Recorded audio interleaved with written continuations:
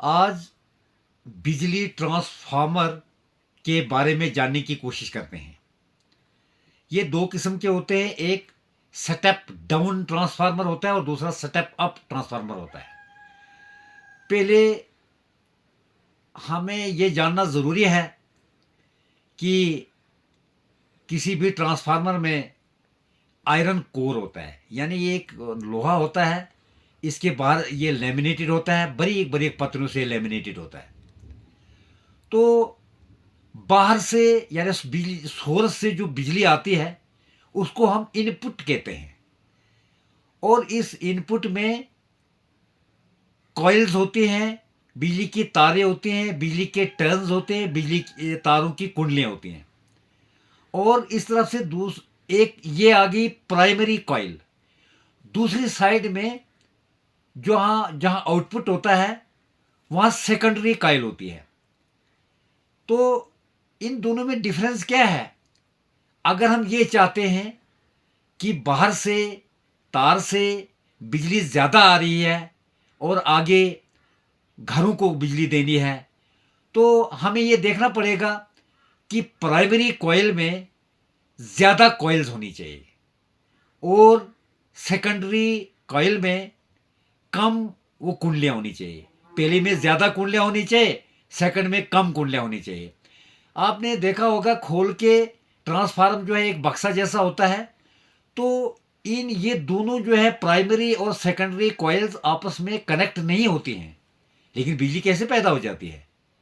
वो वो दरअसल मैग्नेटिक फील्ड के जरिए से पैदा होती है। मिसाल के तौर पर जब ये प्राइमरी कॉइल जो है वहां से बिजली जो है वो मैग्नेटिसियत पैदा करती है, यानी मैग्नेटिक फील्ड पैदा करती है। ऐसा यूँ समझ लो कि बिजली जो है वो मैग्नेटिसियत पैदा करती है, मैग्नेटिक फील्ड पैदा करता है, और मैग्नेटिक फील्ड जो है फिर बिजली पैदा करता है। जब ये प्राइमरी कॉइल में बिजली आती है तो वो मैग्नेटिक फील्ड के ज़रिए दूसरे सेकंड यानी जो सेकेंडरी प्राइमरी जो सेकंड ये जो सेकेंडरी कॉइल है उसमें जो है बिजली चली जाती है। किसके ज़रिए? मैग्नेटिक फील्ड के ज़रिए। अब हमें अगर घरों को आगे बिजली देनी है तो पहले जो इनपुट वोल्टेज आ रही थी, तो दूसरी सेकेंडरी यानी कॉइल में चूंकि कुंडलियां कम है प्राइमरी कॉइल से, इसलिए इसका मतलब यह है कि यहाँ पर वोल्टेज कम होगी। तो और आगे जो है घरों को देनी है, इसमें हमें वोल्टेज कम चाहिए। करंट तो वही रहेगी।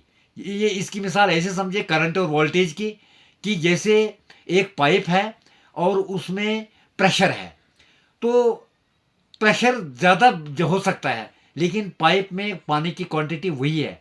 उसी तरह से यानी वोल्टेज जो है ये बिजली का एक प्रेशर पैदा करते हैं, और यहाँ पर चूंकि प्राइमरी कॉइल जो है वो उसमें ज़्यादा कुंडलियाँ थी और सेकेंडरी कॉइल में कम कुंडलियाँ थी, इसलिए यहाँ पर बिजली जो है वोल्टेज कम हो जाएगी।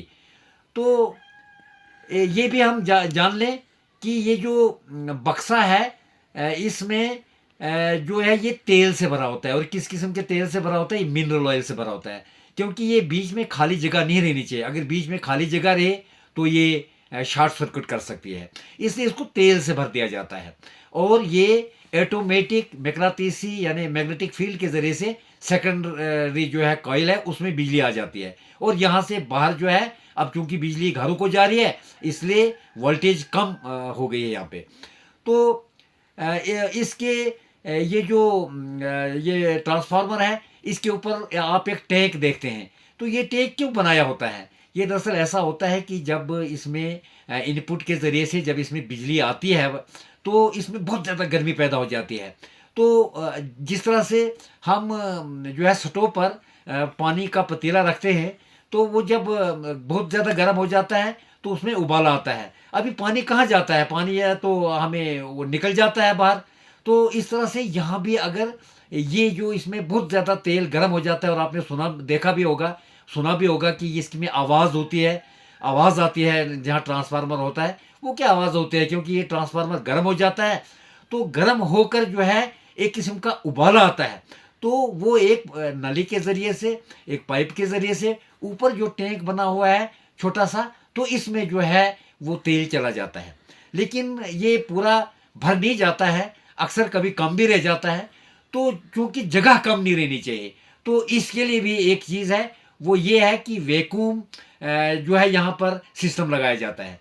जो क्योंकि जब जगह खाली रहेगी तो खाली रहने की वजह से वहाँ हवा होगी और हवा में नमी होगी, तो नमी वहाँ रहनी नहीं चाहिए, और इसलिए ये वैक्यूम सिस्टम जो है ये, या सिलिकॉन जेल होता है, ये इसको जज़ब कर लेता है, नमी को जज़ब कर लेता है।